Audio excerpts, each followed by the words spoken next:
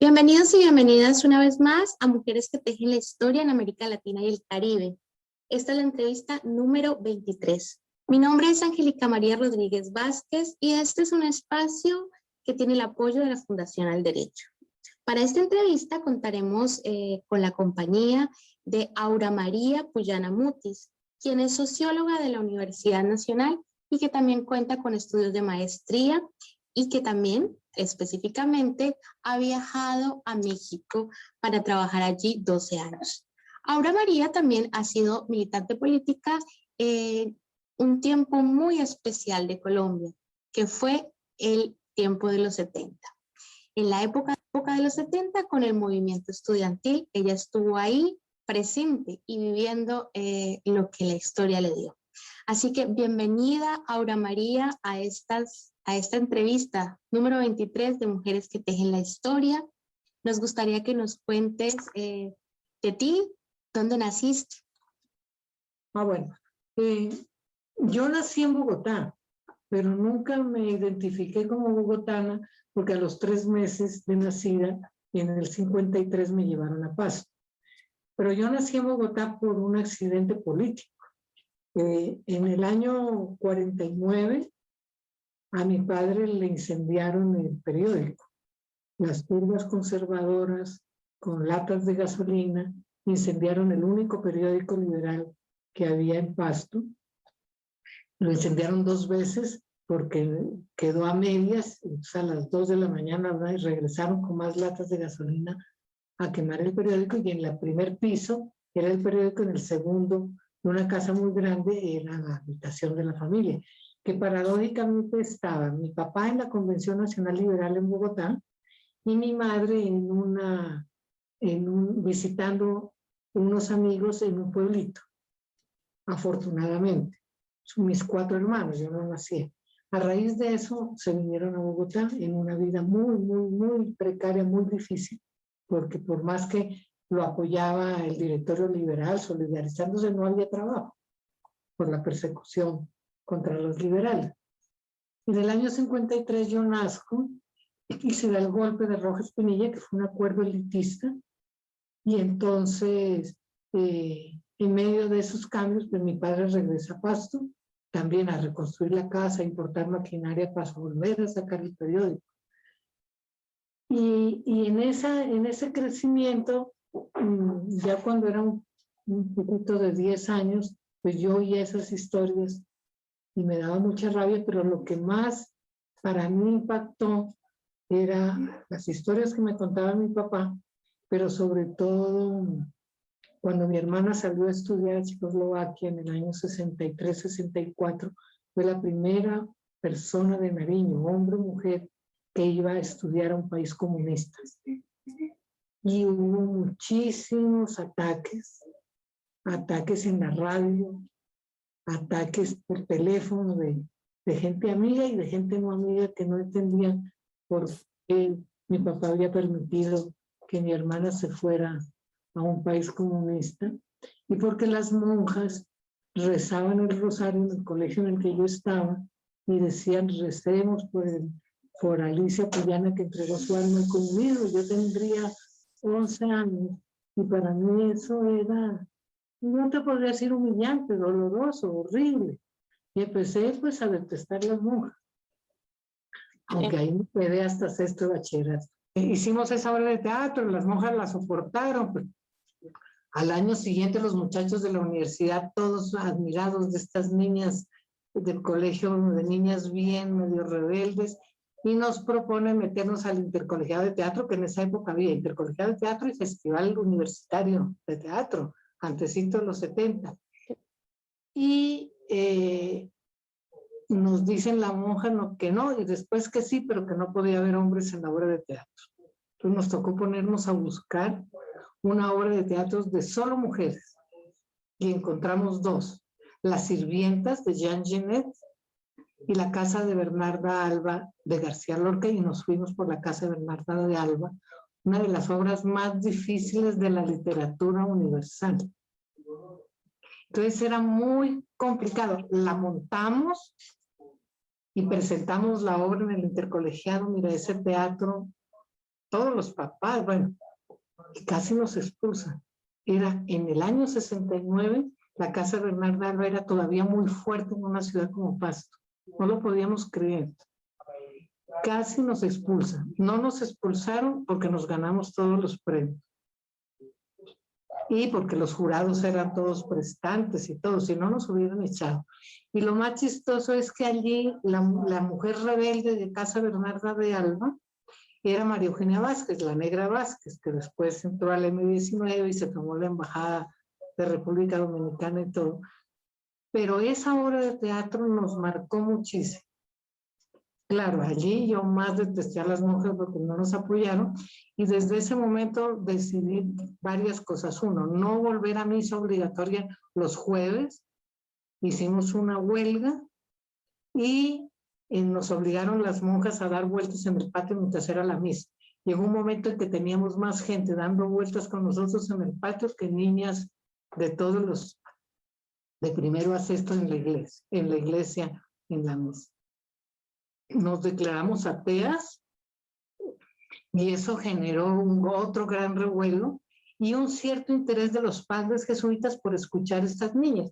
Éramos muy chicas, yo leía manuales soviéticos o Parín, cosas que me daban mis hermanos y que yo encontraba en la casa, porque mis hermanos ya eran de izquierda. Mi hermano Guillermo era de la FUN y de la JMRL y hasta cierto punto fundador del ELN, con Manuel Vázquez. Y entonces, ¿qué te digo? Nosotros nos convocaron la rectora de las franciscanas y el rector de los jesuitas a un debate sobre la existencia de Dios con los muchachos de quinto bachillerato, donde está Armando Montenegro y gente muy importante ahora, y las niñas y nosotros. Evidentemente la mayoría callados, ¿no? Pero las que llevábamos la vocería éramos nosotros, puro Parín y manuales rusos, pero pues nos declaramos materialistas y ateas. Y también la otra decisión que tomé fue nunca volver a cantar el himno nacional. Y hasta ahora lo he cumplido. Me parece que si algo hay que cambiar en este país, más que la bandera, es ese himno que es fruto de una derrota de los liberales en la guerra y además con unas letras religiosas espantosas como que la Virgen, sus cabellos se arranquen su agonía. Incluso cuando el fútbol empezó a generar cierto nacionalismo, el que no generan las élites, lo empezó a generar el fútbol. Yo me emociono con que metan goles en la selección Colombia, pero nunca he sido capaz. Es decir, que llevo más o menos más de 55 años o 58 años sin cantar el himno nacional. Creo que me moriré así. ¿En qué momento llegas a la Universidad Nacional de una o cómo es el proceso? ¿Cómo es el salto del colegio a la universidad? Mi papá fue muy extraño porque como éramos personas de clase media, con ciertos apellidos, pero de clase media sin plata, mi papá nunca se pudo recuperar pues, de esos golpes de la violencia. En general, las familias en Pasto, hasta hace poco, ahora ya menos, mandaban a los hombres a estudiar afuera y las mujeres estudiaban, no estudiaban, se casaban rápido, pero ya en mi curso entraban a estudiar a la Universidad de Nariño, por esa idea de que tal que ésta se case o quede embarazada y nosotros perdamos la plata. Mi papá fue muy extraño. A los hombres los obligó a estudiar en Pasto. Solo mi hermano Humberto, mi hermano Guillermo se rebeló, fue a estudiar a Popayán con Manuel Cepeda, ya se conocieron. Y eran tan buenos estudiantes que Leopoldo Sea, el profesor que iba de vez en cuando, les dijo, no, váyanse a Bogotá. Y ellos dos se vinieron a Bogotá. El uno cogió pues para el Partido Comunista y el otro con Camilo Torres, mi hermano. Pero esa es la historia. Del resto, mis otros dos hermanos fueron obligados a estudiar en Pasto. Y las mujeres, mi papá, ¿dónde quieren estudiar? ¿Qué quieren estudiar? Entonces mi hermana se vino a los Andes, no le gustó, estuvo un año y se buscó la beca Checoslovaquia. Y yo me presenté a 3 universidades, en las 3 pasé, era ¿qué? 4, Valle, Antioquia, Andes y Nacional. Y aunque no era la mejor estudiante, pues era buena. tenía mucha cultura general, porque éramos muy conocidas allá porque leíamos de todo, lo que se nos atravesaba lo leíamos. Y entonces las monjas por eso no podían con nosotros. Y evidentemente escogí la nacional. Es decir, eso yo no tenía duda. ¿Por qué? Porque yo ya a los 15, 16 años ya me acerqué al MUIR, porque allá el grupo fuerte era el MUIR. Y entonces cuando entré a la nacional, ahí mismo, de 16 años, yo ya tenía los nombres de las personas que debía buscar. Claro. Es decir, que a mí no me capturaron acá como hacen ahora las pescas, ¿no? Los grupos políticos, sino que yo ya venía alineada. Yo ya tenía un grupo de estudio maoísta con la Negra Vázquez en sexto bachillerato, con los muchachos maoístas de la universidad. Sí.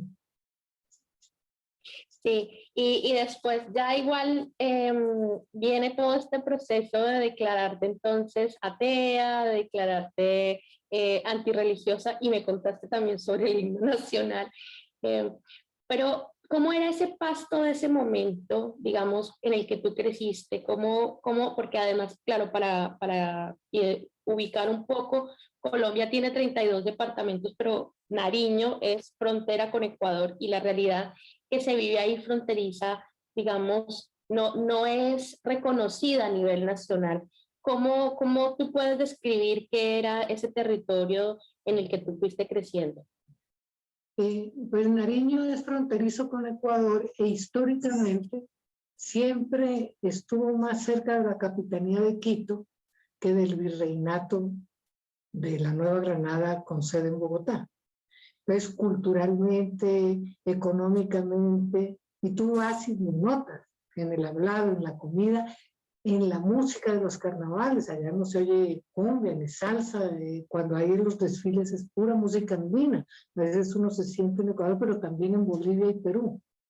Y esa identidad no se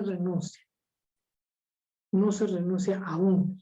Y hasta cierto punto eso marca el regionalismo y a veces la rabia que se le tiene al centro, que tiene algunas razones históricas de peso, pero también algunas sin razones. En esta última sublevación, pues botaron al suelo a la estatua de Nariño, que le da el nombre al departamento, y que es el producto de un complejo de culpa, creo yo, porque los pastusos eran realistas, supremamente carlistas, a principios de este siglo, pero también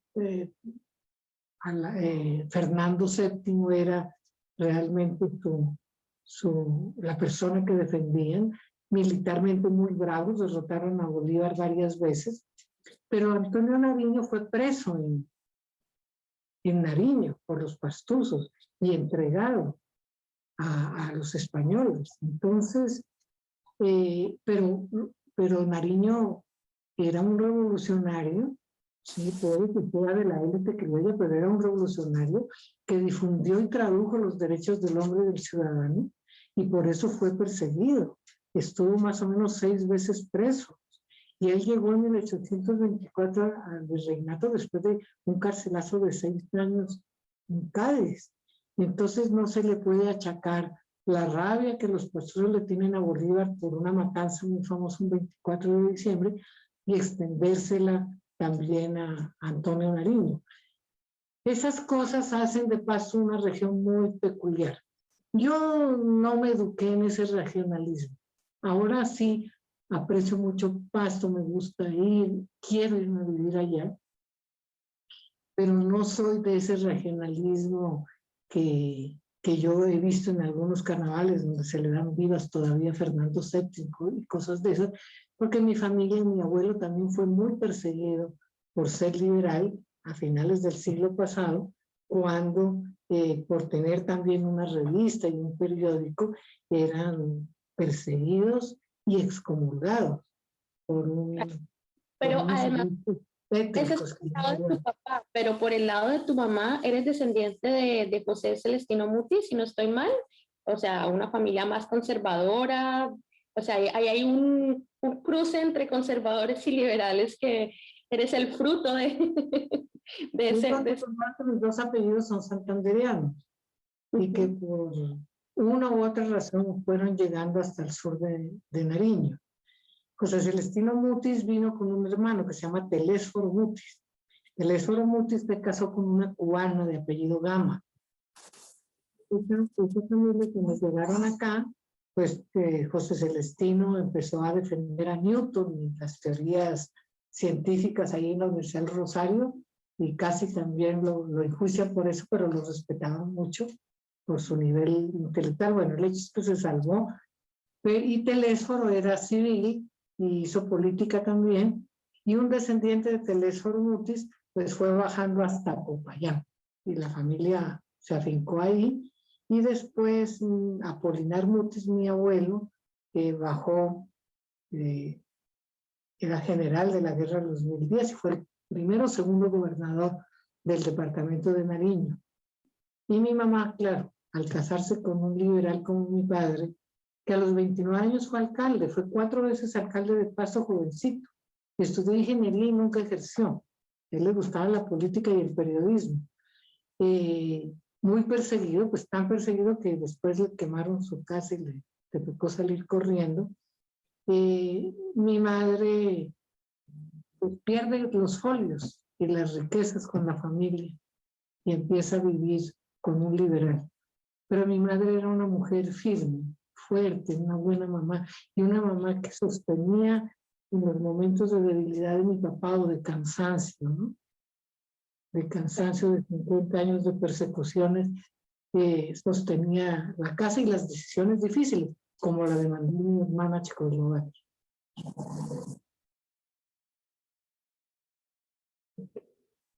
Mira, este libro se sacó este mes, se sacaron 20 ejemplares, 30, muy lujoso, en donde, porque mis sobrinos ya no van a vivir en Pasto, viven por acá. Entonces se hizo 300 años de historia y recuerdo de la familia Puyana Mutis en Pasto, hechos invisibles que se hacen visibles. Bueno, y la dedicatoria es para que nuestros sobrinos no se olviden de quiénes somos. Este es mi papá y mi mamá el día de su matrimonio. Qué lindo, qué lindo. Está hermosísimo. Sí. Y aquí hay, pues, hay cosas viejas. Se hizo un poco, no solo fotografía, se pagó a alguien para que investigara notarías y se sacaron algunas cosas del árbol genealógico. Esta es la familia de Guyana. Mi papá es el del Moño. Ay, qué hermoso. Sí, pero además los vestidos de la época, ¿no? Los trajes de la época. Sí. Esa es una foto muy famosa en Bogotá. Un almacén de ropa, un día la puso en Chapinero grandísima, 3 cachacos, era la elegancia. Y entonces allá todo el mundo, ¿de dónde sacaron esa foto? Si esa está de la familia. Ahí está un tío y 2 personas más. Así se vestían los estudiantes en 1930 en Bogotá. Eran 3 pastusos estudiando en Bogotá. 1930, uy. Más o menos. Sí. Eso. Entonces. Y además, este es 1930 que las mujeres pueden entrar a la universidad en Colombia, ¿no? Para esa época. Más o menos, sí, me imagino. O sea, bueno, no es que masivamente hayan entrado, sino que, digamos, se reglamenta que podrían, pero eso implicó mucho tiempo, ¿no? Para que las mujeres fueran a la Miriam universidad. Bautista sacó un artículo hace poco muy, muy bonito sobre las 5 mujeres, creo, 4, en Antioquia, que fueron las primeras que entraron a estudiar a una universidad. Cuando me hablabas de tu hermana, por ejemplo, ¿cómo era el vínculo tuyo con tu hermana? Porque, bueno, ella se va a tomar la decisión de irse a esta beca a Checoslovaquia y, bueno, como decían las monjas, hacer el pacto con el comunismo. ¿Cómo era el vínculo entre ustedes como hermanas? No, pues yo tendría 5 años cuando ella se fue, o 6. No, nosotros nos conocimos cuando ella regresó. En 1968 ella regresó. Yo tenía 14 años. Iba a cumplir 14. Y ella en el aeropuerto, claro, cuando me ve, y yo a ella, pues ahí nos conocimos. Y tenemos un excelente vínculo. Porque, por ejemplo, ella ya me veía a mí muy inquieta y todo, pero todavía muy niña, ¿no? Y entonces me puso a leer El segundo sexo de Simone de Beauvoir. Yo no sé si entendí algo, pero ya a los 14 años yo ya había leído El segundo sexo. y claro, le escuchaba mucho, ¿no? De cómo era Checoslovaquia, cómo era el estudio. Además, ella hizo una parte de su pasantía o de su experiencia profesional en Albania, imagínate. Entonces, ella en esa época era pues muy radical y todo. Y cuando ella ya consiguió trabajo en Bogotá, en el año 68, y inmediatamente el INCOMEX, Comercio Exterior, y después en Planeación Nacional, yo ya me gradué y el primer año y medio de la universidad yo viví con ella. Ella ahora vive en México y somos muy, muy amigas. Ella tiene ahora 80 años. Claro. Y el vínculo con tu madre, o sea, tu madre que finalmente venía de una línea muy conservadora también, ¿cómo reaccionaba ante la toma de decisiones que ustedes iban generando? Pues como todas las hijas con las mamás. Es decir, yo era muy consentida de mi papá. La gente todavía se acuerda, es decir, es que mi papá y yo cogidos del brazo andando por Pasto y él iba a recogerme al colegio, los domingos me llevaba a la retreta a oír la banda y a comer fresas en un hotel de unos suizos que vendían unas fresas con crema deliciosas y para allá, para arriba y para abajo con mi papá. Entonces la relación con mi mamá era distinta, peleábamos mucho, peleaba yo pues mucho.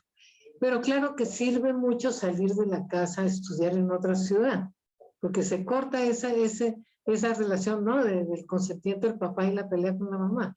Mi mamá, sin embargo, era una mujer muy valiente. Nosotros ahora hablamos con mi hermana y le damos todos los reconocimientos a mi mamá. Porque mi mamá, evidentemente, una señora que se casó en los años 30 con un señor de carácter muy fuerte, crió sus 5 hijos. Tuvo problemas evidentemente con su familia conservadora porque casarse con la familia de mi papá.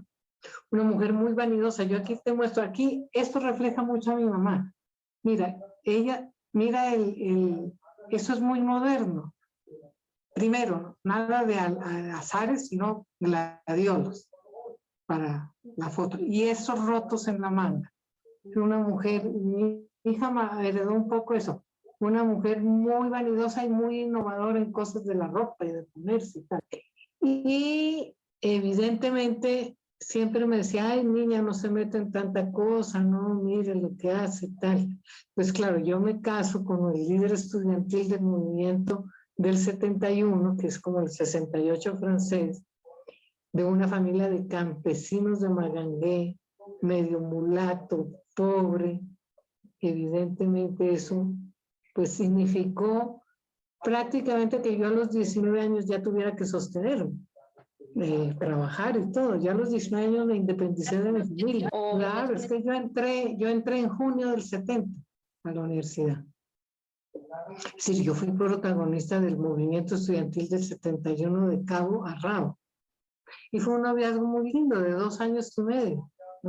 Yo me casé ya porque ya no había más opción, porque ya no tenía dónde vivir, ni qué vivir. Mi hermana se organizó por otro lado. Bueno, ya mi familia no me apoyaba en ese sentido, entonces nos casamos. Además, en esa época la mayoría de edad era los 21. ¿Y por qué nos casamos por lo católico? Porque pues no tenía preocupación de que lo demandaran por algo. Entonces nos casamos por lo católico. En una iglesia que se llenó de gente y hay fotos cantando la internacional a la salida. Un oso total con un cura viejito, que antes aguantó todo ese desorden. La iglesia estaba llena. Cuando salimos la gente cantó la internacional. Nosotros vestidos muy humildemente, a mí me prestaron una blusa, una falda, Marcelo con blue jeans, y después una fiesta con el son del pueblo, que ya existía en esa época, con César Mora y Bruno Díaz. Y fue muy chistoso ese matrimonio. Pero evidentemente yo lo único que hice fue meter las fotos en un sobre y mandarlas a Pasto. Para decir que estabas casada. Sí, sobre todo porque había cierto temor de lo que eso significaba meterse con una menor de edad. Imagínate, de 19 años menor de edad. Entonces decidimos eso. Se pudo haber evitado, pero no sé, lo decidimos así. Sí, entonces es una historia bastante, yo no sé cómo describirla, pero habla de quién es Colombia, ¿no? O sea, tu historia es como hablar de Colombia. Finalmente, hay de todas las mezclas, ¿no? Y todas las variantes ahí. Nunca lo hablamos, pero de esos referentes, cuando tú leías, ¿habían referentes femeninos en la revolución que podamos recordar? O digamos, todo lo que leías estaba muy en clave masculina. ¿De lo de Nariño o en general, de mi formación? Estabas en el crecimiento en tu formación, digamos, pudiste ver alguna marca de autoras femeninas, porque bueno, yo sé que leíste a Simone de Beauvoir y eso después, pero lo que te ibas documentando frente, digamos, a tu formación política. No, fíjate que en el bachillerato, pues cuando escogimos la casa de Bernarda Almas, yo me di cuenta que habíamos escogido una obra escrita hace más de 60 años atrás, pero que te decía mucho a la sociedad de Pasto. Entonces ahí empecé a entender cómo era importante tocar el tema femenino, pero no. Cuando yo llegué a la universidad, el tema de género no existía en el movimiento estudiantil ni en las organizaciones de izquierda. En general eran muy patriarcales, muy machistas, pero tampoco nosotros demandábamos posicionarnos como mujeres, nos posicionábamos como militantes. Las primeras mujeres que yo puedo decir feministas que peleaban derechos de la mujer en la izquierda colombiana fueron las socialistas, las trotskistas, que tenían un roce internacional que los maoístas no teníamos, porque iban más, tenían la Cuarta Internacional y viajaban y eran internacionalistas y mucho más luidas. Ellas, Socorro Ramírez, Gladys Jimeno, muchas otras mujeres empezaron Vicky Donés, empezaron a estructurar demandas y discursos feministas más o menos hacia el año 75. Entonces, en esa época en la universidad, yo pasé, sin tocar esos temas. Yo era una maoísta común y corriente, preocupada era por la revolución cultural y el trabajo en los barrios y en el movimiento estudiantil, pero no existía ese tema. No existía ese tema. Hay temas invisibles, tampoco existía la memoria como tema en la universidad estudiantil, ni en mi pensum de la carrera. Era algo impresionante. Son temas que se van posicionando después. Pero yo sí recuerdo cuando estudié la ilustración en sociología, yo me aficioné muchísimo ya por aparte con el fenómeno de la enciclopedia. Leí muchísimo al más ateo de los ateos, que era Denis Diderot, y leí su novela La religiosa, que después se volvió una película. Y una película que aquí la pasaron en el primer cine medio erótico, medio porno, que quedaba frente al Tequendama, el liceo. Y yo, como sabía quién era Diderot, pues la fui a ver. No tiene nada de porno esa película. La novela es espectacular. Y allí también entendí lo que era la opresión religiosa y la lucha contra la opresión religiosa, que también le habían dado a su manera otras religiosas en otros siglos, ¿no? Como Sor Juana Inés de la Cruz, Santa Teresa de Ávila. Pero esta es una reflexión de las mujeres religiosas en Francia que a mí me llenó muchísimo. Sin embargo, yo creo que empecé a volverme sensible, no sé si yo sea feminista, nunca le creí al discurso feminista o a las mujeres que se dicen feministas pero no viven como feministas. Eso yo lo veía mucho en México, pero yo sí me volví hasta cierto punto un poco feminista, un poco anarquista en México, porque ya sentía estructuras muy férreas, machistas, en la Universidad de Sinaloa y en el sindicato y en el medio académico donde yo trabajaba. En términos, digamos, recorriendo ya, o sea, haciendo como una mirada hacia atrás, digamos, ¿cuáles fueron como esos, si pudiéramos hacer un balance de esa historia, de esa joven que decías a los 14 años ya yo era revolución pura en el colegio, montan esta obra y siempre estás en pro de romper con el sistema, ¿no? De salir de los esquemas y de romper con el sistema, que es un sistema patriarcal muy, muy fuerte y con ese nivel de opresión. Cuando haces ya ese balance, miras hacia atrás, ¿cuáles podrían ser como esos momentos o esas acciones que tú dices son las que más guardo y las que representan para mí la lucha que has dado también son tus luchas y has liderado luchas? Bueno, la del colegio es fundamental. Es como la matriz en la que me formé. Allí me entrené. En esa pelea con las monjas franciscanas me entrené. Llegué a la Universidad Nacional a los un mes antes de cumplir los 17. Ya tenía una militancia maoísta inicial, pero era una niñita de primaria, de provincia, de clase media, de colegio monja.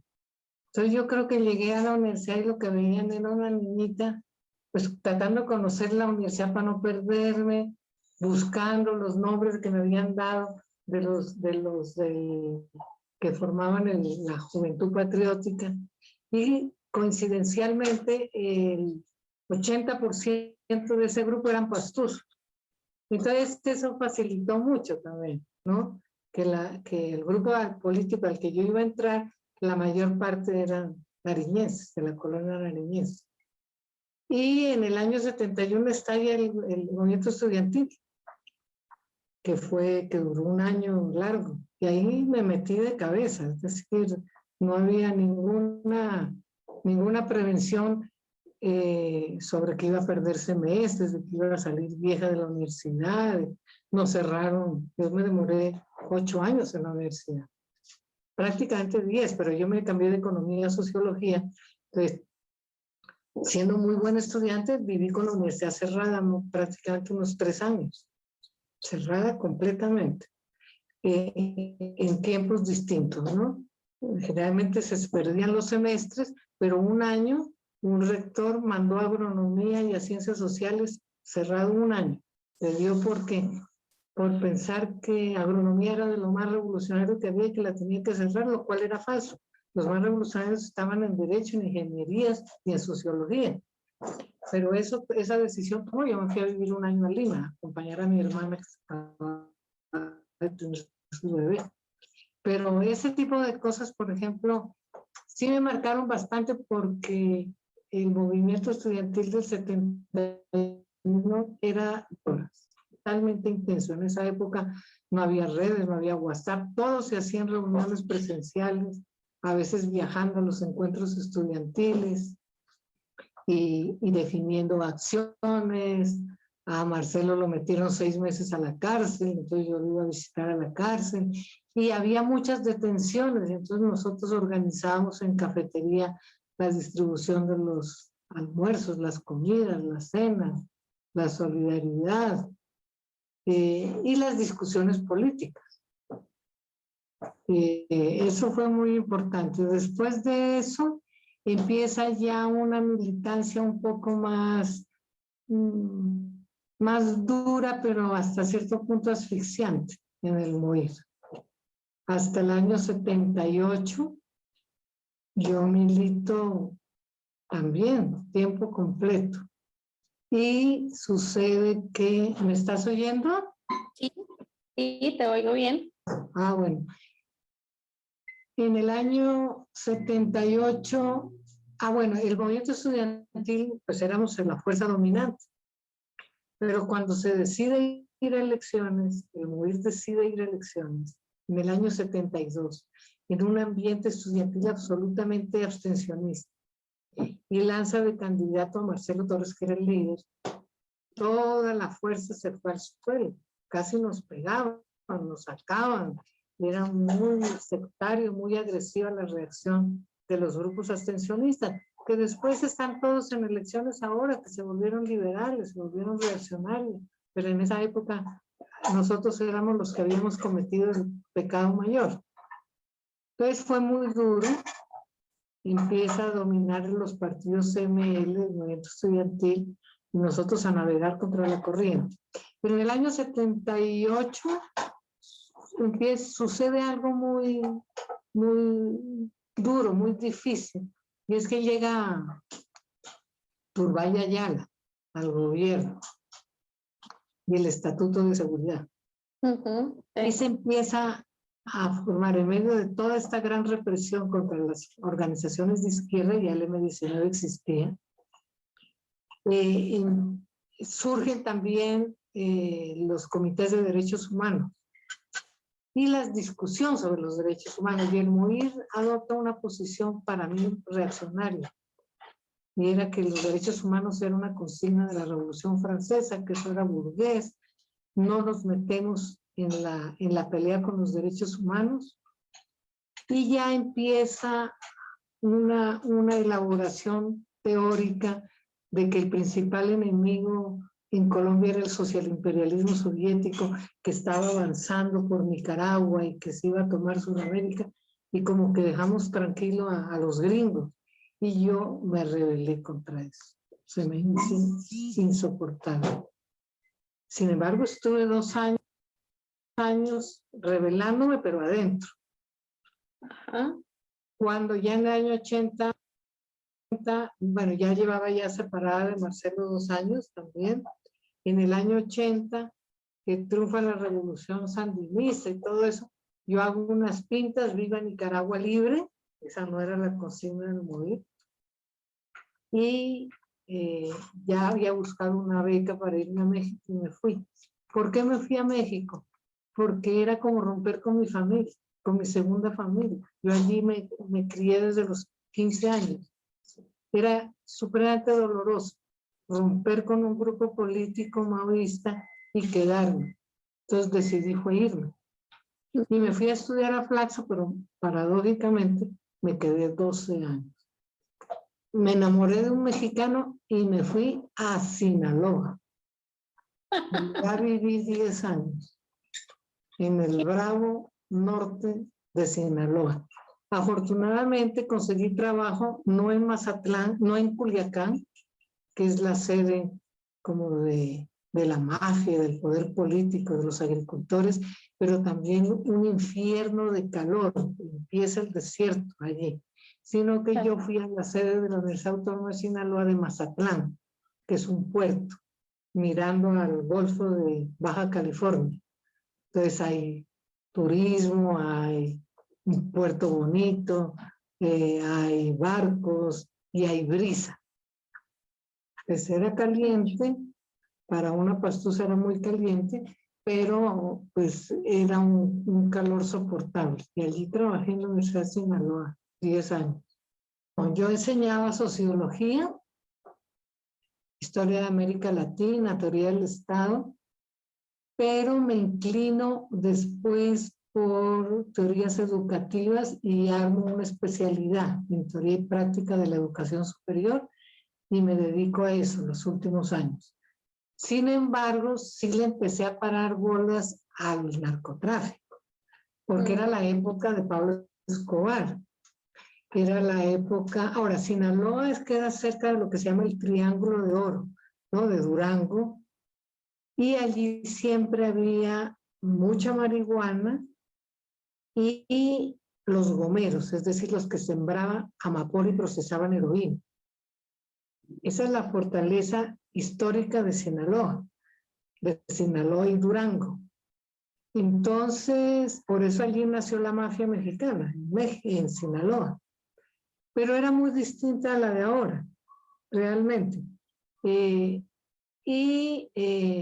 Cuando empieza acá en Colombia el boom de los carteles de la cocaína, evidentemente en México eran empleados de Escobar, no era, ahora se invirtieron los papeles, los mexicanos vienen a comprar la droga a Colombia y se quedan con el mayor valor agregado, porque pagan todos los costos de oportunidad desde puerto colombiano hasta ponerla en Estados Unidos.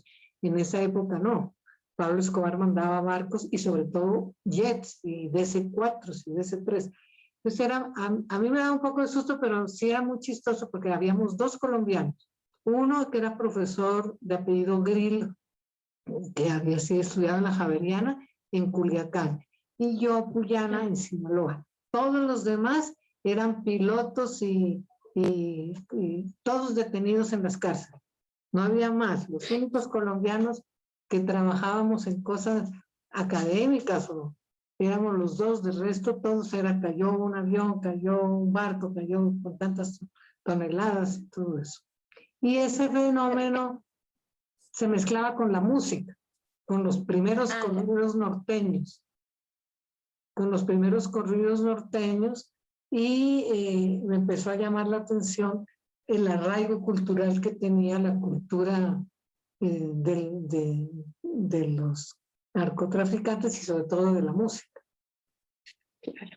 Aparentemente hay un nexo entre el narcotráfico digamos, y la trata de personas, digamos, el empoderamiento, el adueñamiento del cuerpo de las mujeres, digamos, en ese contexto. ¿Tú pudiste ver algo de eso o simplemente viste el tema del narcotráfico? Pues allá, mira, México es un país con una cultura muy machista, pero el norte de México terriblemente. Sí, yo allá lo que sentí, lo que conocí, es que ese norte de México era de una cultura muy rural. Aunque hay Monterrey, hay unas grandes ciudades industriales y todo, esta parte de Sinaloa, Sonora, era una parte muy rural. Mis alumnos eran hijos de campesinos. Además, una universidad muy democrática en el sentido del acceso. Entonces, los muchachos eran hijos de campesinos que iban a estudiar a Mazatlán. Entonces, me decían, ¿qué hubo, mija? Hola, profe, ¿cómo le va? Y marxistas, pero caminaban como vaqueros y con sombrero. No, sí, en serio. Muy distinto a una universidad acá, la nacional o lo que sea. Y sentí que había un techo también de cristal en mi desarrollo dentro de la universidad por dos razones, por ser extranjera y por ser mujer. En esa época nadie que fuera extranjero podía pasar de ser director de departamento, ni decano, ni rector, ni nada de eso. Y ser mujer era otro techo, que también traté de romper años más tarde, y había una tenaza muy fuerte, sindicato, administración, partido político, partido comunista, una tenaza que controlaba muy fuertemente la universidad.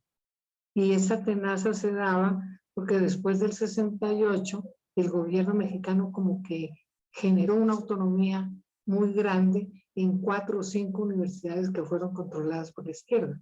Guerrero, Puebla, Zacatecas y Sinaloa. Esas universidades, entonces yo llegué a una universidad controlada por estos sectores, pero era una burocracia que cerraba la administración y el control del presupuesto finalmente, que era total. Entonces nosotros nos insurreccionamos contra eso y fundamos un grupo que se llamaba Grupo Académico de Acción Sindical GAS. Allá se dice GAS, váyase. Entonces eran unos dinosaurios, démosle gas a los dignos, era nuestra consigna. muy difícil. Dirigía ese grupo, un chileno en Culiacán y yo en... Un chileno que era amigo de Lagos, se fue para Chile también. Le quitamos 5 carteras a esa tenaza comunista que había allá. Y éramos un grupo más académico. Y ahí entré a dirigir el periódico del sindicato y me fui a vivir 6 meses o un año a Culiacán.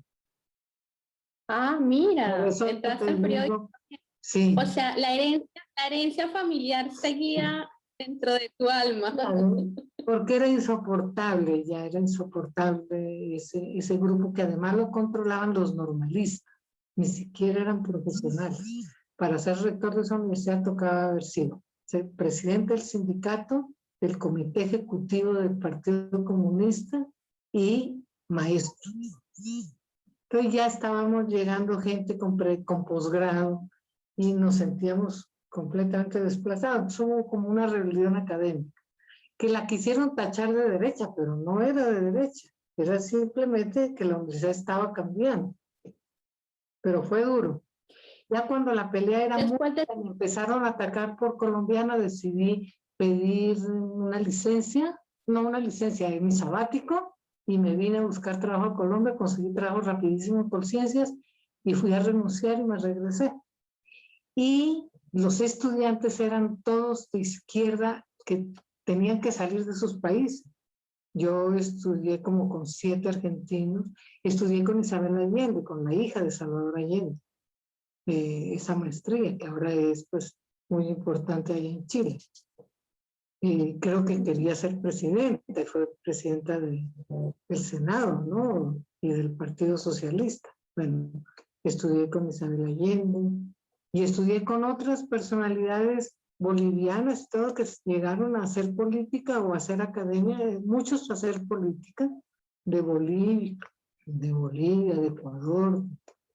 Entonces fui muy feliz en esa maestría estudiando. Era un ejercicio muy intenso, el estudio muy duro, muy exigente, pero éramos una colonia latinoamericana de todo tipo. Bueno, ahora, digamos, ya sales el exilio, entras en esta red latinoamericana, llamémoslo así, de otras personas que están en condiciones, digamos, con elementos comunes, ¿cierto?, de vida, pero también me relatabas, digamos, estos techos de cristal y obviamente el machismo y obviamente la condición de ser mujer, la entendiste clarísimo. Después, digamos, el retorno, porque listo, uno se va, como que es duro, se acostumbra, pero volver al retorno, de nuevo al territorio, esa nueva parte, digamos, ¿cómo la asumiste, cómo la enfrentaste y cómo la hiciste? Mira, yo cuando me metí a esa lucha sindical creo que estaba buscando el camino para retornar. Era insostenible para mí. Era muy agresiva esa clase, esa élite que manejaba la administración y la academia en esa universidad conmigo. Entonces decidí volver y sentía ya que ser colombiana en Sinaloa era un problema, sobre todo con estas enemistades dentro de la universidad, que me podía pasar cualquier cosa, no sé, empecé a pensar muchas cosas, pero además ya tenía 39 años y quería ser mamá. Entonces ya ese aterrizaje, todo se dio para que yo me quedara. Y al año me encontré con Miguel Ángel Herrera, que también quería ser papá, y decidimos ser papá y mamá, y todavía sigo con él. Y mi hija nació cuando yo tenía 41 años. Es decir, corrí todos los riesgos y todos los cuidados. Mi hija nació perfecta, bonita además. Y la tuve de 41 años y 2 meses. Yo. Es decir, una madre tardía. Todavía ando criando. Eso es un gran logro también, ¿no? Poder decir eso, yo, en esa última fase ya de madre, porque además, claro, lo que venías diciendo de cuando era joven, ¿no? O sea, rebelarse contra el sistema, ir en contra de todos los cánones preestablecidos, en todos los escenarios en los que has sido, has, digamos, llevado la revolución y generado estrategias para deconstruir de alguna manera esos espacios. Y entras a esta, de alguna manera, heteronormatividad de la familia y hasta asumes ya en un rol de madre. ¿Eso qué aprendizajes te dio con relación a toda esa otra historia de luchas y de resistencia? Pues mira, primero que yo llegué, y aunque yo no daba cuentas a mi familia, a todos mis hermanos y a mi mamá, que mi papá ya no vivía, les escribí una carta.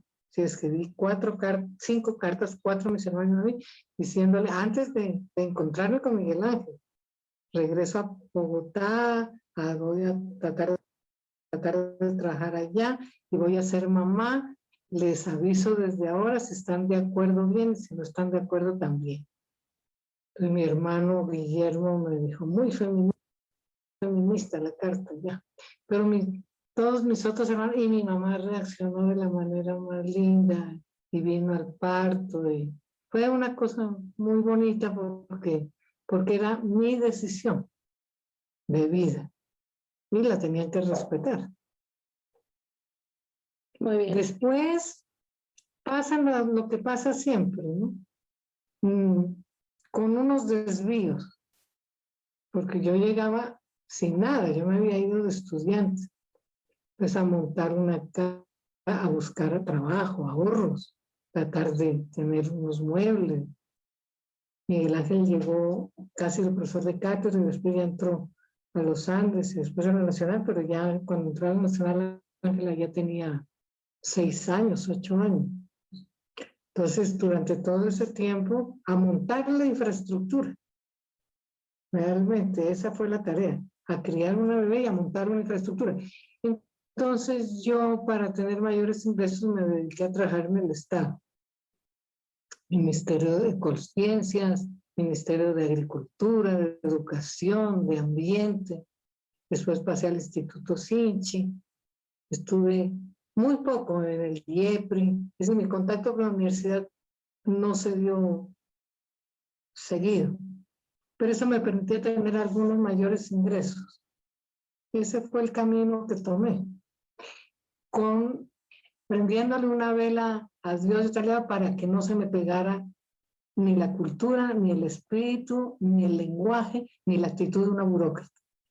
Y creo que lo logré. Es decir, hay gente que no cree que yo toda mi vida la haya trabajado en el Estado. Peleando, ¿no? Porque cuando llegó el Plan Colombia, la pelea contra el glifosato, pues la di desde adentro y desde afuera. Evidentemente llegó Álvaro Uribe y me votaron. Nos encontramos en Mujeres que Tejen la Historia en América Latina y el Caribe, en esta entrevista número 23. Nuestra invitada, Aura María Puyana Mutis, una mujer que teje la historia desde Bogotá y que ha estado compartiendo una parte de su vida, así que vamos a seguir relatando con ella qué ha pasado durante este tiempo en Colombia frente al tema de la incidencia, ¿cierto?, de los cambios de partidos políticos desde 1991, que se hace el cambio de constitución hace 30 años, y dentro de esos nuevos partidos surgió uno en su momento que fue el Polo Democrático. Me gustaría conversar con Aura María también sobre cuál fue su papel dentro de este partido político y si podemos rememorar un poco esa importancia de la Constitución de 1991 para Colombia. Cuando yo llegué de México a Colombia, fue en el año 93, ya se había dado el proceso constituyente y todo el periodo previo a la constituyente, toda la difícil década de los 80, los procesos de negociación con las insurgencias, el surgimiento de una generación nueva de políticos como Bernardo Jaramillo, como Gustavo Petro, toda esa etapa pues no la viví directamente, sino las noticias, ¿no?, que llegaban a Sinaloa. Pero cuando yo llegué acá, empecé, como les conté, a ser mamá a los 41 años, a montar la casa, la pareja, la infraestructura. Y como mi vida siempre ha sido de virajes, en el año 96 yo era asesora del ministro de Educación, Jaime Niño Díaz, que había sido profesor, no mío directamente, pero sí era de la planta de profesores de la Nacional cuando yo estudiaba sociología. Y en ese año estallaron las marchas cocaleras en la Amazonía, en Cauca, en el sur de Bolívar. Y yo me senté y dije, ¿yo qué hago aquí? En esta oficina, en este escritorio. Y aunque seguí trabajando, porque ya se iba a terminar el periodo de gobierno y del ministro, y seguro yo salía, me empecé a interesar nuevamente por el tema de drogas, de narcotráfico, de cultivos, de campesinado colono cocalero, y me metí de lleno en el activismo por la defensa de esos derechos. Evidentemente, el siguiente trabajo que yo iba a tener no tenía nada que ver ya con la educación, que era el tema que yo traía de México. Y esa fue mi giro fundamental, que ahora he podido retomar últimamente con esto fracaso del acuerdo de paz y sobre todo el cumplimiento del compromiso del Estado para darle a los campesinos cocaleros un trato de acuerdo a su condición social y no de acuerdo a una condición criminal, que es la que le señala el Código Penal y el paradigma prohibicionista de las drogas. He vuelto a retomar ese tema, pero en esa época marcó mi vida muy claramente. En el año 98 yo me di cuenta que ya había fenómenos de desplazamiento por fumigaciones. Ese tema no se trataba, era desplazamiento por conflicto armado, por paramilitarismo, y yo estuve en el Caquetá y vi desplazados por ese tema en Florencia. Y los entrevisté y ellos no podían decir que era desplazamiento por fumigación porque no los admitían en el registro de población desplazada. Y escribí el primer artículo antes de que CODES y todas las ONGs, ya en Plan Colombia, que fue después, dijeran que sí había desplazamiento por fumigación hacia el 2001, 2002, y en el año 98 alerté sobre ese fenómeno. El año 2000 llegó el Plan Colombia y yo me metí de lleno en la lucha contra las fumigaciones. A veces abiertamente y a veces subrepticiamente, porque paradójicamente cuando los acuerdos de paz con las FARC fallidos del diálogos del Caguán, yo entré por el tema de fumigaciones a trabajar al Ministerio de Medio Ambiente, asesorar al ministro, que era de la línea blanda y dialogante del gobierno de Pastrana. Pero en el año 2006 nace, o 2004, el Polo Democrático Alternativo. No recuerdo bien. Y yo, que había dicho que no volvía a militar en partidos políticos donde le dijeran a uno lo que tenía que hacer y sobre todo que lo que uno hace le sirva a la cauda electoral de algunos políticos, me entusiasmé mucho con esa experiencia del Polo Democrático Alternativo. Uno, porque veía un poco que todos los amigos y enemigos del movimiento estudiantil, de todos los grupos políticos con los que luchábamos y peleábamos, estaban juntos en el mismo partido. Y me los volví a encontrar 15 años después, y me alegré mucho de ver ahí a trotskistas, a maoístas, a gente firmes, a gente comunista, a gente del MOVIR. Entonces dije, no, pues estamos todos, me voy a meter.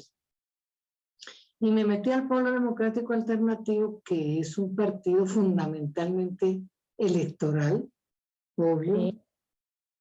Y empecé a ver ahí un montón de figuras, pues que lo único que hacen son cálculos electorales. Sin embargo, dije, bueno, y estando allí en el año 2000, ¿qué sería? 8, 9, 2008. Empecé a ver ya los problemas de la corrupción de esas figuras elegidas, y sobre todo de los dos hermanos Moreno.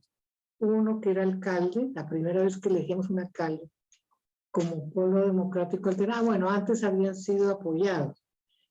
El alcalde Moreno, Samuel Moreno Díaz, y su hermano que era senador. Entonces, en un congreso, yo me postulé para la comisión de ética. Y fue muy difícil, porque las comisiones de ética son una obligación del Código Electoral para el registro y poder funcionar, pero nadie las detesta. Y Nadie quiere ser peor de su propio partido. sí, o las instrumentalistas que sea del bolsillo de quienes manejan los comités ejecutivos de los partidos, y hablo de los de derecha y de los de izquierda, o las desprecian y solo las utilizan cuando las necesitan.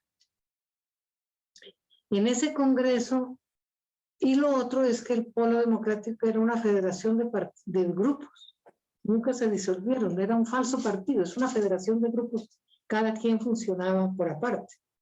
Y yo sí entré como ciudadana. Los ciudadanos en esos partidos no pesamos nada. Toca afiliarse a una tribu, o a un, como les dicen en México, o a un grupo, a un subpartido. Sí. Yo lo que hice en ese congreso fue que hablé con toda la gente que me había estado conmigo o que hemos coincidido en el movimiento estudiantil del 71. Y salí elegida. Incluso por encima de la votación de quien apoyaba a Gustavo Petro. Sí, bueno, se descuidaron y llegamos 3 personas de grupos muy pequeños que ellos denominaban de ultraizquierda o de izquierda radical. Y empezamos a abrir el expediente contra los Moreno, contra la voluntad del comité ejecutivo. ¿Por Claro, qué? porque antes de, un poco para contextualizar, antes de Samuel Moreno ya habían 2 candidaturas previas a alcalde también, y se había ganado. De alguna manera Bogotá se había vuelto un polo democrático, digamos que era un partido que había tomado mucho posicionamiento y que a la gente le estaba creyendo el partido. Entonces votar por Samuel era como una opción supuestamente reivindicativa, ¿no? Y resultó que, pues, que era más mermelada de la que nunca antes habíamos visto, más corrupción de la que nunca habíamos visto. Impresionante, porque eran todas las mega obras en la ciudad de Bogotá con participación de Odebrecht. Eso era todo. Entonces abrimos el expediente contra la voluntad del comité ejecutivo, porque cuando Gustavo Petro denuncia a los Moreno, todavía el escándalo apenas empezaba. Entonces el comité ejecutivo decide cerrar filas alrededor de Samuel Moreno. Solamente Cepeda nos apoya y 2 o 3 personas del comité ejecutivo. Todo lo demás cierran filas con los Moreno, y nosotros empezamos un debate muy interesante, que era la independencia de la Comisión de Ética frente al comité ejecutivo. Y la conceptualizamos, estudiamos muchísimo la relación entre derecho, moral y política. Y con esa fundamentación hicimos nuestras decisiones. La primera fue solo suspender los 3 meses de la militancia mientras estudiábamos el expediente, y fue la decisión. Dicho, si hubiera habido un padrón de fusilamiento, nos fusilan. Por supuesto. Entonces nosotros nos sostuvimos, la prensa afuera, no podíamos hablar para no inhabilitarnos, muchísima radio, prensa, televisión afuera, a ver qué les iba a pasar a esos muchachos, 3 o 4 de la Comisión de Ética que se habían insurreccionado contra el Ejecutivo. Pero la discusión de la independencia y de que sí podíamos fallar con consideraciones éticas y no esperar el fallo de la justicia, que era lo que nos exigía el Ejecutivo. Ese es un debate que, por ejemplo, a mí me encantaría presentarlo en México, ahora que hay este gran lío con que Morena es un partido que ganó cuando no era partido, cuando era un candidato. Y ahorita todo el mundo se metió a Morena, pero todo el mundo, incluso los oportunistas, y no hay manera de ir decantando, ¿no? Y las comisiones de ética tienen que ser autónomas, tienen que ser independientes para poder fallar. Y dimos también la pelea de que sí podíamos fallar antes de la justicia. Eso fue muy importante. Entonces los suspendimos 3 meses, después otros 3 meses y después los expulsamos. Cuando los expulsamos ya el comité ejecutivo aceptó porque ya el desprestigio era inmenso, pero aceptó justo. Después tomamos otra decisión, que fue anular la expulsión del Partido Comunista. En el Polo expulsaron al Partido Comunista por doble militancia con Marcha Patriótica, lo cual era casi un pogrom, peor de lo que hacía Stalin en la Unión Soviética. Era expulsar a todo un partido a nivel nacional. Claro. ¿Para qué? Porque ya arrancaba el proceso de paz y porque así equilibraban cargas para el tercer congreso. Y nosotros anulamos esa decisión. Esa decisión no fue respetada, obviamente. Y se nos empezaron a cerrar los espacios. Y después anulamos la convocatoria al tercer congreso del pueblo. Es decir, era ya ahí sí ya fue una pelea frontal, porque era contra las decisiones del Ejecutivo. Y anulamos la convocatoria del tercer congreso porque se hacía sobre la base de diezmar una fuerza, de no dejarla participar en el Congreso. Esas 2 decisiones fueron supremamente mal recibidas y ni siquiera nos publicaron las actas en la página web del pueblo. Sin embargo, el senador Cepeda y 40 listas más se retiraron del Congreso. Pero como Cepeda tenía una buena votación, a él no lo expulsaron, se lo aguantaron. Pero a nosotros ya no nos dejaban ni entrar a la sede del partido. Yo iba a ir a leer mi carta de renuncia en el tercer congreso y después dijimos, no, todos nos fuimos. Los de la Comisión de Ética nos fuimos del polo, pero con una satisfacción impresionante. Creo que no ha habido comisiones de ética en Colombia, de cualquier partido, que hayan hecho todo lo que nosotros hicimos. Es mi gran orgullo de esta época. Como el gran argumento, digamos, para la ciudadanía, el común, para la gente, ¿cómo traduce uno qué se dimensiona en esas 3 palabras? Derecho, moral y política.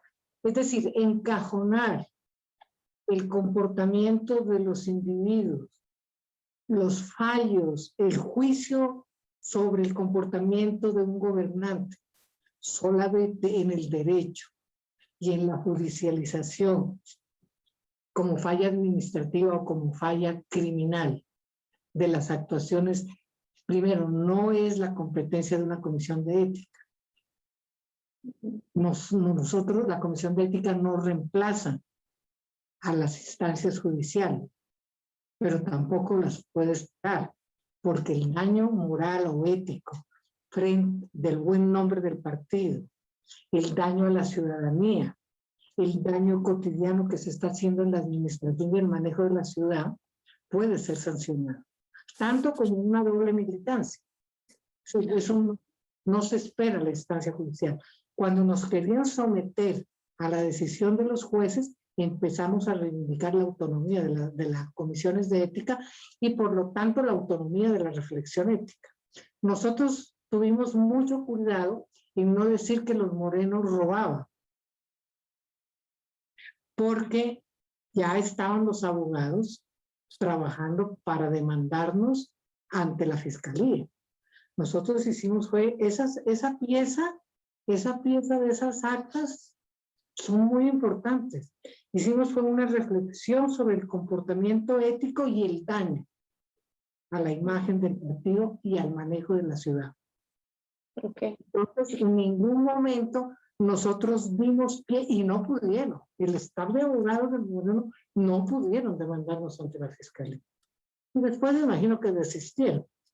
Al comité ejecutivo, perdón, les dimos también una lección. Primero, que tuvieron que aceptar la tercera decisión cuando ya tenían el agua al cuello del desprestigio. Y segundo, que no nos pudieron obligar.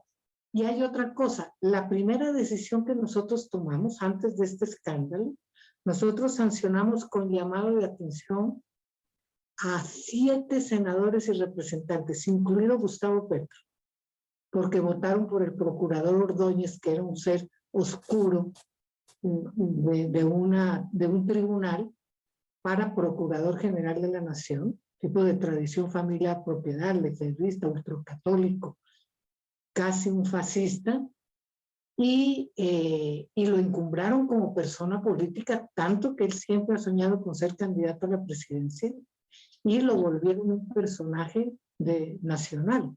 Por esa votación, que ya ha reconocido pues, que fue un error, nosotros hicimos nuestra presentación en sociedad ante el Comité Ejecutivo. Y no nos tembló la mano, sancionamos 7 parlamentarios del Polo por haber votado por una persona, y no era un problema de libertad de conciencia religiosa, porque eso también nos dijeron, ustedes ¿por qué no sancionan? Él es religioso, pero tiene libertad. Dijimos, no, porque un procurador debe defender los derechos humanos. Es la persona que defiende derechos humanos en el país y él no tiene las calidades, ni la ideología, ni la disposición para defender los derechos humanos de los colombianos. Buenísimo, buenísimo, porque además eso nos traslada a este momento. O sea, ¿cómo sería el país si todos los partidos políticos, incluido el Centro Democrático, tuvieran realmente escenarios de ética, ¿cierto? Y de cuestionamiento hacia sus propios partidos para hacerse una mirada y una reflexión a la interna? Y también, ¿qué pasaría para la ciudadanía o cómo estaría el país en este momento si esos elementos que nos diste, el derecho moral, ¿cierto? La ética y la política, digamos, pudieran estar en constante desarrollo en la vida cotidiana? O sea, ¿será que por ahí está la clave de lo que podríamos empezar a aplicar para que el país empiece a ir por otros caminos? Ahora hagamos una radiografía corta de esto que ya es la actualidad con la protesta social en Colombia, y si por ahí podríamos empezar a mirar algunas reformas sociales para el futuro. Sí, la relación entre la ética y la política debería ser como un norte, una constante en la vida de los ciudadanos, de los políticos, de los gobernantes y por supuesto los partidos. No creo que esté en manos de comisiones de ética, ¿no? Reenderezar lo torcido. Lo que las comisiones de ética son comisiones sin dientes, son comisiones débiles. Lo que las comisiones de ética de los partidos deben hacer es hacerse respetar y actuar con autonomía. Y eso no pasa. Yo a veces he dicho, no, siempre pensé, voy a buscar a los del Partido Liberal para que hagamos un evento sobre eso, que el Consejo Electoral lo tome en sus manos. Pero realmente las comisiones de ética son un aditamento puesto por la ley electoral para que te den el registro. Un partido que te funda debe tener comisión de ética, si no, no le dan el registro. Pero después te echan el plano, te lo olvido. Entonces, pero la reflexión entre ética y política sí debe ser, casi que debería ser la cátedra de ciudadanía que se debería dar, que deberíamos tener todos. Porque nosotros sabemos mucho, podemos estudiar mucho de derechos, ¿no? El derecho de la salud, el derecho a la educación, el derecho a protestar, pero también deberíamos saber muy bien cuál es esa relación y cuáles son nuestros límites, ¿no? Para no tener comportamientos antiéticos. Sobre todo en el manejo de los partidos, del presupuesto, de las decisiones políticas, de los contratos. Muchísimas cosas en donde se junta el dinero, se filtra el dinero, pero el dinero no se filtra solo. Son los grupos de poder que manejan la banca, la infraestructura, los proyectos productivos, etcétera, que son los que infiltran la plata en el comportamiento de los políticos. Claro. Carlos Gaviria lo dijo claramente, ¿no? Carlos Gaviria lo dijo cuando dijo, el que paga para llegar, roba para pagar. esa Bien. frase clarísima. Tú que has analizado el tema del narcotráfico y por lo menos de las rutas y este proceso digamos que es el punto, uno de los puntos importantes del acuerdo de paz y es la erradicación. Pero en la cultura, esa vida del narcotráfico, digamos, ha permeado todos los escenarios, todos los espacios, todas las áreas de la vida misma. ¿Cómo uno entonces podría empezar a desvincular eso que ya es histórico y que está ahí y en ese círculo vicioso? ¿Qué podemos hacer? O sea, ¿hay algo que se pueda pensar desde, digamos, porque es que tú ya has tenido esta capacidad de entrar en un comité de ética para hacer cuestionamientos? ¿Qué sería lo que tendríamos que cuestionarnos ahora en el marco de esta protesta social, pero también en el marco de una vida yo no sé si decirlo, narcotizada, si ese término estaba bien usado, pero narcótica? Son dos cosas, ¿no? Por un lado, el narcotráfico. Pues ese es un fenómeno estructural del país. Y a mí me duele mucho cuando toda la ofensiva gubernamental y geopolítica también de los Estados Unidos la centra en no solo criminalizar y culpabilizar al campesinado, sino en hacerlo ver como el principal causante del narcotráfico en nuestro país, lo cual es absolutamente falso, porque cuando Colombia desarrolló la industria del narcotráfico, no alrededor de la marihuana, que fue en los 70, sino de la cocaína a partir de los años 80, la producción de cultivos y de materia prima era casi nula. Yo siempre digo la frase de 13.500 hectáreas en el 1985. Eso se traía de Bolivia y Perú como materia prima. Nosotros éramos grandes procesadores y exportadores. El campesinado tenía una producción irrelevante frente al volumen del procesamiento en los laboratorios de la mafia. Entonces, cuando se sustituye la importación de pasta básica de Perú y Bolivia, se expanden los cultivos en Colombia, precisamente en las zonas de colonización donde el campesinado no tiene opciones para producir otros renglones agrícolas, entre comillas, lícitos. Y empieza este gran conflicto, este gran problema. Entonces, el acuerdo, es decir, con acuerdo de paz o sin acuerdo de paz, el gobierno sigue insistiendo en culpabilizar al campesinado del origen, casi del motor principal del narcotráfico, cuando aquí lo que vemos es un tejido político, económico, social, de entrelazamiento entre una estructura económica y legal y unas estructuras, entre comillas, legales que funcionan, y la narcopolítica es un claro ejemplo de eso, que ahora tiene una mayor relación, creo yo, que en la época de Pablo Escobar, porque las mafias son distintas. Ahora hay grupos armados mafiosos y otros no mafiosos, pero que se interrelacionan con ese mundo del narcotráfico, pero hay unos actores detrás del mundo de las élites que medra y se beneficia de eso. El caso clarísimo pues es el de Álvaro Uribe, el de Iván Duque en las elecciones pasadas, en el de la vicepresidenta, cuyo marido es socio de uno de los grandes lavadores de dinero en la industria inmobiliaria. Entonces, tú dices, y cuando en los años 2000 se controló el 35% del Congreso directamente con políticos amarrados a las autodefensas paramilitares, tú dices, no hay ningún sentido de la proporción en golpear al campesinado de esta manera y dejar todo lo demás, que es el mundo económico, el lavado de dinero y su inversión, quieto. Por eso yo regresé a este tema y ahí estoy incluso esperando a que empiecen las fumigaciones, aunque con esta protesta yo creo que eso se aplaza. Tomara la decisión para abril, esperando las fumigaciones para meterme en esa lucha contra las fumigaciones aéreas con glifosato, contra los cultivos y los cultivadores de las zonas más pobres y alejadas de Colombia. Y por el otro lado, la otra pregunta era sobre esta protesta. Esta protesta, yo ya me siento un poco out, un poco de la tercera edad.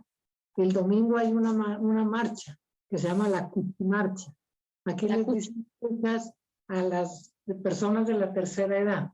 Entonces, las personas de la tercera edad, mujeres sobre todo, vamos a salir a desfilar el domingo. ¿Por qué? Porque ahora uno sale y esos son pelados de 14 a 20 años y uno se siente out, afuera. Hacemos mucha fuerza, hacemos mucha denuncia, pero pues no he salido. Y me siento entre mal y como aceptando la condición de que uno ya no está para los tropelios ni para correr. Claro. ¿Qué veo yo en esta marcha? Una gran insurgencia juvenil. Este no es un movimiento estudiantil como en el que yo estuve en el 71. Es un movimiento juvenil, popular, una gran rebeldía con mucha rabia por la desesperanza, por la falta de futuro de muchachos que no fueron artífices del neoliberalismo, pero que son sus principales víctimas. Ellos no nacían todavía cuando aquí se abrió, siguiendo el modelo chileno, se abrió de par en par esta política económica de los Chicago Boys, pero son las principales víctimas. Ellos sienten que si sus papás tienen problemas, ellos van a tener esos problemas multiplicados por 100 en términos del futuro laboral, de su seguridad social, de la capacidad para sostener a sus padres viejos o para crear una nueva familia. Y hay tal rabia que también es incontrolable por el comité de paro, por gente que les dicen no salgan de noche a pelear porque la impunidad aumenta para los que tienen armas.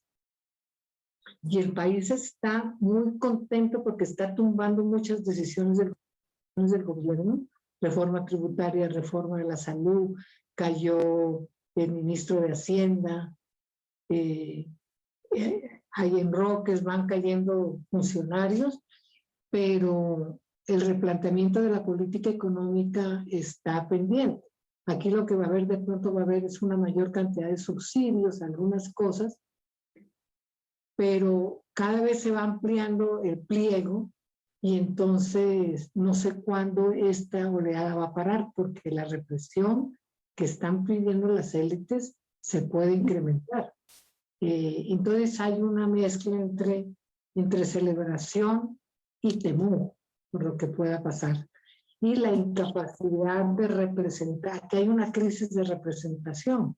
La vieja sociedad que tiene sindicatos, que tiene partidos, por más que quiera aglutinar a estos muchachos marginalizados, no lo puede hacer. Pero ellos tienen el tiempo ya, están tratando de hacerlo con cabildos populares, de autorrepresentarse para negociar con el gobierno. Eso tiene que ser descentralizado. No alcanzan estos muchachos a llegar a la instancia nacional. Entonces va a haber una instancia nacional que va a negociar las cosas que pueden negociar las grandes representaciones, estudiantes universitarios, sindicatos, indígenas, cosas así, pero lo que es la rebelión de los muchachos tiene que resolverse en cada municipio. Es la única manera de que ellos tengan voz y representación. Es un proceso muy interesante, pero a mí no me deja de dar temor el que en esta crisis de las élites mafiosas y neoliberales, la distorcida a raíz de su propia debilidad sea muy represiva y paramilitarizada urbana. Tengo una pregunta así como muy puntual y es, de esa Colombia que conociste en los 70 y esta Colombia que estás viendo ahora en el 2021, digamos, uno sabe siempre que hay procesos de cambio, ¿cierto? Uno sabe que hay cambios que aparentemente se dan por los intentos de acuerdos, o sea, como que hay unos picos y unos bajos en lo sociológico, ¿cierto? Pero, ¿cuál es el gran análisis de entre los 70 al 2021 en términos de proceso sociocultural? Digamos, porque, y especialmente con la estigmatización de la juventud, ¿no? Porque a la juventud se le da, en todos los documentos que uno encuentra, siempre habla de que antes todo era mejor, en que antes no sé qué, pero tú nos has mostrado que no, o sea, que en el 70 la cosa no era mejor, pero en el 2021 tampoco. Pero ¿cuál sería el compacto con el que uno podría, digamos, como la premisa de análisis con la que uno podría seguir diciendo, sí, en Colombia han habido cambios o no estructurales entre el 70 y el 2021? Pues Colombia es distinta, creo yo. Por un lado, mucho más urbanizada, mucho más desarrollada, lo que no quiere decir que sea más igualitaria. Pero la pobreza es distinta. Yo recuerdo la pobreza en Pasto, era realmente de gente casi vestida muy humildemente, con mucha mendicidad y con precariedad, ¿no? Y ahora la pobreza es distinta. La pobreza puede ser más dolorosa, pero es distinta.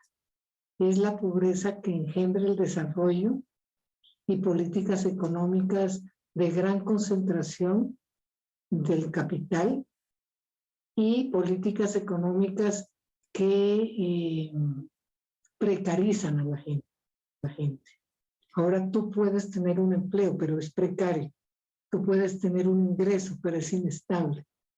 Tú puedes estudiar, pero ya los muchachos dicen, ¿para qué estudio 8 o 10 años si lo que voy a ganar es casi lo de 500, 600, 700 dólares? No sirve. Entonces, esa precarización, yo creo que los jóvenes de ahora sí la atribuyen directamente a la política económica.